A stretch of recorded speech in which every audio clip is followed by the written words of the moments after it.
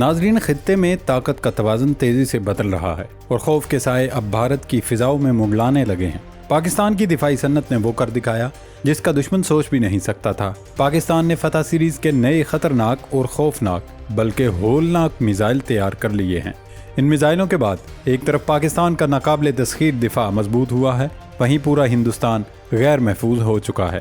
فتح series کے جدید missile جو نہ صرف بھارت کے بڑے شہروں بلکہ ان دور دراز جزیروں تک بھی پہنچ سکتے ہیں جہاں انڈین آرمی نے اپنے جنگی اثاثے چھپا رکھے ہیں۔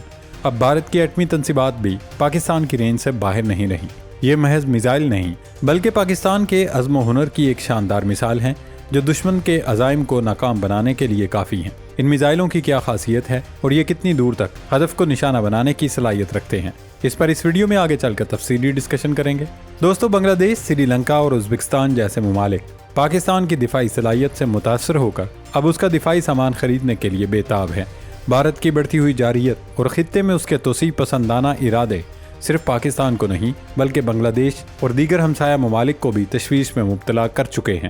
یہی وجہ ہے کہ بنگلہ دیش نے پاکستان سے الخالد ٹینک مانگ لیے ہیں۔ بنگلہ دیشی وفد آج کل پاکستان کی ہیوی انڈسٹریز کے دورے پر ہے۔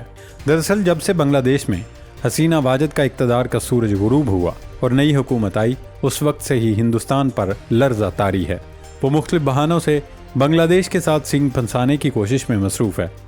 بنگلہ دیش کو بھی اس بات کا اندازہ ہے اور انہیں لگتا ہے کہ میانمار میں نام نہاد سرجیکل سٹرائک کے بعد مودی سرکار اب بنگلہ دیش پر بھی جارحیت کر سکتی ہے۔ اس سے نمٹنے کے لیے بنگلہ دیشی فوج نے پاکستان سے الخالد ٹینک مانگ لیے ہیں۔ دوسری طرف سری لنکا بھی پاکستان سے کئی ہتھیاروں اور دفاعی سامان کے معاہدے کر رہا ہے۔ ازبکستان نے چین سے J-10 لڑاکا طیارے خریدنے کا معاہدہ کیا ہے، جس میں سے 2 طیارے چین نے ازبکستان کو فراہم کر دیے ہیں۔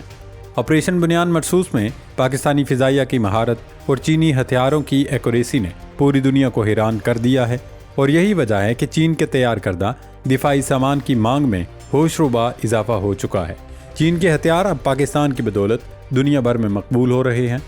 دشمن کی نیندیں اڑانے والا یہ نیا اسٹریٹجک اتحاد خطے میں طاقت کا نیا مرکز ابھار رہا ہے، جہاں پاکستان محض ایک خریدار نہیں بلکہ دفاعی صنعت کا خود ایک مضبوط ستون بن کر سامنے آیا ہے۔ فتح سیریز کے میزائلوں کی تیاری نے واضح پیغام دیا ہے کہ پاکستان کے پاس اب وہ طاقت موجود ہے جو دشمن کے کسی بھی خفیہ منصوبے کو ناکام بنانے کے لیے کافی ہے۔ یہ نہ صرف پاکستان کی دفاعی صلاحیتوں کا ثبوت ہیں بلکہ خطے میں طاقت کا نیا توازن تشکیل دینے کی بنیاد بھی ہے۔ ناظرین، بھارت نے ایک بار پھر پاکستان کے خلاف سازش شروع کرتے ہوئے دوبارہ سے جنگی جنون کو ہوا دینا شروع کر دی۔ مودی کے یار خاص اجیت دوول کی ہدایت پر تیار کی گئی ایک نام نہاد انٹیلیجنس رپورٹ جاری کی گئی ہے، جس میں پہلگام حملے کا ذمہ دار پاکستان کو ٹھہرایا گیا۔ انڈین انٹیلیجنس کی اس رپورٹ میں دعویٰ کیا گیا کہ پہلگام حملہ پاکستان کی سیاسی و عسکری قیادت کی ماں یا خواہش پر کیا گیا، جیسے ماضی میں انڈیا نے پٹھان کوٹ، اڑی، پلوامہ اور ممبئی حملوں کی ذمہ داری پاکستان پر تھوپی، اسی طرح ایک بار پھر پہلگام واقعے کا ذمہ دار پاکستان کو ٹھہرانے کی کوشش کی جا رہی ہے۔ حالانکہ 22 اپریل کو ہونے والے حملے کے بعد پاکستان نے لگی لپٹی رکھے بغیر انڈیا کو پیشکش کی تھی کہ وہ کسی بھی عالمی ایجنسی یا عالمی فورم پر شواہد پیش کر دے یا تحقیقات کرا لے، ہم تیار ہیں۔ اب جو نام نہاد انٹیلیجنس رپورٹ تیار کی گئی ہے اس میں اس قدر جھول ہیں کہ الامان والحفیظ۔ رپورٹ میں دعویٰ کیا گیا ہے کہ پہلگام حملے کی قیادت سلیمان نامی دہشت گرد نے کی جو پاکستانی ہے، بلکہ نہ صرف پاکستانی ہے، وہ تو کوئی بہت ہی اسپیشل فورس کا کمانڈو بھی ہے جو سال 2022 میں لائن آف کنٹرول پار کر کے مقبوضہ کشمیر پہنچا تھا۔ وادی پہنچنے سے پہلے اس نے لشکر طیبہ کے مرید کے کیمپ میں تربیت حاصل کی تھی۔ اب انڈین انٹیلیجنس کی عقل کے عالم کا ملاحظہ فرمائیں کہ ایک اسپیشل فورس کا کمانڈر لشکر کے کیمپ میں ٹریننگ حاصل کرنے جا رہا ہے، اور سب سے بڑی بات تو یہ کہ انڈین حکومت کی پہلی فرصت میں اپنی تمام انٹیلیجنس ایجنسیوں اور ان کے سربراہوں کو فارغ کر دینا چاہیے کہ ایک پاکستانی کمانڈو 3 سال سے بھارتی فوج کے زیر قبضے علاقے میں رہا تھا تو اسے گرفتار کیوں نہیں کیا جا سکا۔ مقبوضہ کشمیر میں کم از کم 8 سے 9 لاکھ بھارتی فوج موجود ہے، تو اتنی فوج کیا ستو پی کر سو رہی تھی جو ایک پاکستانی کمانڈو کو نہیں پکڑ سکی؟ وہ 3 سال تک مقبوضہ کشمیر میں گھومتا رہتا رہا، اس کے بعد پہلگام میں لوگوں کو مار کر بآسانی غائب ہو گیا۔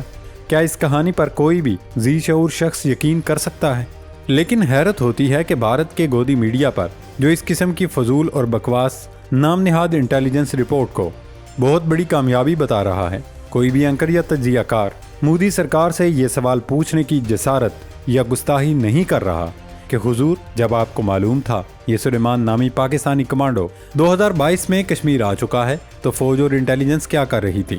اور پھر پہلگام میں 26 لوگوں کو مارنے کے بعد یہ اکیلا کمانڈو کہاں غائب ہو گیا؟ کیا اسے زمین کھا گئی یا آسمان نگل گیا؟ اور پہلگام حملے کے بعد جن حملہ آوروں کے خاکے جاری کیے گئے تھے ان کا کیا ہوا؟ جن مظلوم بے گناہ کشمیری مسلمانوں کو حملہ آوروں کی معاونت اور مدد کرنے کا الزام لگا کر گرفتار کیا تھا، انہیں کب رہا کیا جائے گا؟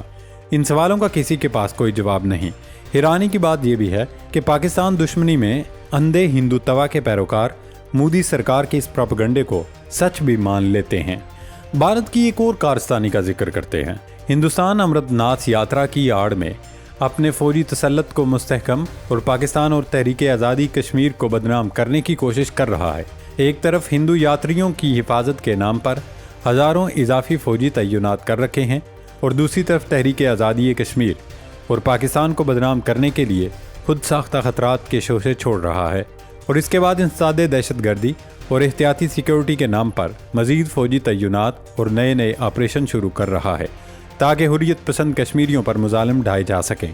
لیکن انڈین حکومت کتنا ہی ظلم کر لے، مظلوم کشمیری اپنا حق یعنی کہ آزادی لے کر رہیں گے۔ ناظرین، اب ذکر کرتے ہیں پاکستان کے تیار کیے گئے نئے خطرناک ہتھیاروں کا۔ پاکستان نے فتح سیریز کے نئے میزائل تیار کر لیے ہیں۔ ان میزائلوں اور گائیڈڈ راکٹس کو آپریشن بنیاد مرصوص کے دوران بھی استعمال کیا گیا۔ اب اس سیریز کے ایک ورژن کی اصل لانچر کی تصویر پہلی بار سامنے آئی ہے، جو پہلے کبھی کہیں نظر نہیں آئی تھی۔ دفاعی ماہرین اور ملٹری آبزرورز کے مطابق پاکستان فتح سیریز کے مختلف ورژن تیار کر رہا ہے۔ یہ سب گائیڈڈ راکٹس ہیں۔ پہلا ورژن F2 ہے جس کی رینج 400 کلومیٹر ہے اور اسی کا لانچر حال ہی میں تصویر کی صورت میں دیکھا گیا۔ دوسرا ورژن F3 ہے جسے ابدالی میزائل بھی کہا جاتا ہے، اس کی رینج 450 کلومیٹر ہے۔ تیسرا ورژن F4 ابھی تکمیل کے مرحلے میں ہے اور اس کی متوقع رینج 700 کلومیٹر تک ہوگی۔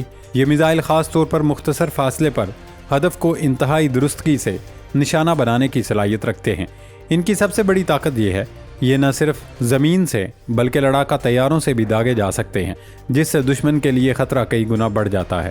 ان میزائلوں کی مدد سے پاکستان اب بھارت کے ان شہروں اور اسٹریٹجک تنصیبات کو بھی آسانی سے نشانہ بنا سکتا ہے جو سرحد سے دور واقع ہیں، مثلا جودھ پور، جیسلمر، بٹھنڈا، امبالہ اور یہاں تک کہ دلی کے مساوات تک بھی تباہی پھیلائی جا سکتی ہے۔ انڈیا کے لیے سب سے تشویشناک بات یہ ہے کہ بھارت نے اپنے جوہری اثاثے اور لڑاکا طیارے کچھ خفیہ جزائر پر بھی چھپانے کی کوشش کی تھی، مگر فتح سیریز کی مار اور ٹارگٹ لاک کرنے کی صلاحیت نے ان جزائر کو بھی غیر محفوظ بنا دیا ہے۔ اب بھارت کے پاس چھپنے کی جگہ نہیں بچی۔ ان میزائلوں کا تیز رفتار رد عمل اور درستگی پاکستان کو فیصلہ کن برتری دلاتا ہے اور دشمن کے اڈوں، اسلحہ خانوں اور اہم تنصیبات کو پلک جھپکتے میں راکھ بنا سکتا ہے۔ یہ محض ہتھیار نہیں ہے، ایک اسٹریٹجک پیغام بھی ہے کہ پاکستان کسی بھی مہم جوئی کا فوری اور تباہ-کن جواب دینے کی پوری صلاحیت رکھتا ہے۔ ایک طرف پاکستان کی دفاعی صنعت کی وہ طاقت ہے جس نے دشمن کے ایوانوں میں کھلبلی مچا دی ہے، دوسری طرف بھارت کا جنگی جنون ہے جو خود اس کے لیے سب سے بڑا خطرہ بنتا جا رہا ہے۔ فتح سیریز کے میزائلوں نے یہ ثابت کر دیا کہ پاکستان نہ صرف اپنے دفاع کو ناقابل تسخیر بنا چکا ہے بلکہ دشمن کے کسی بھی خفیہ منصوبے کو بھی پلک جھپکتے خاک میں ملانے کی صلاحیت رکھتا ہے۔